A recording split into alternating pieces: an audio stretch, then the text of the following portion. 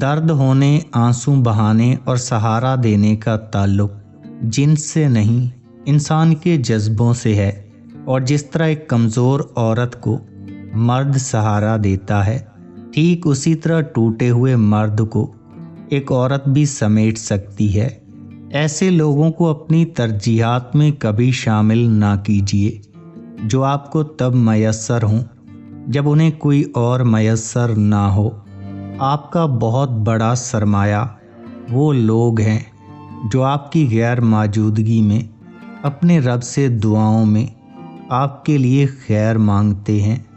دلوں میں اللہ بستا ہے، اسے سیاہ مت ہونے دو، ورنہ جب مہر لگ جائے تو انسان کچھ بھی سوچنے سمجھنے کی صلاحیت کھو دیتا ہے اور گمراہی کی طرف چل پڑتا ہے، اور گمراہی کا راستہ یقیناً بہت برا راستہ ہے۔ زندگی درد کی قباؤں میں گزر جاتی ہے، بعد مرنے کے یہاں تاج محل بنتے ہیں۔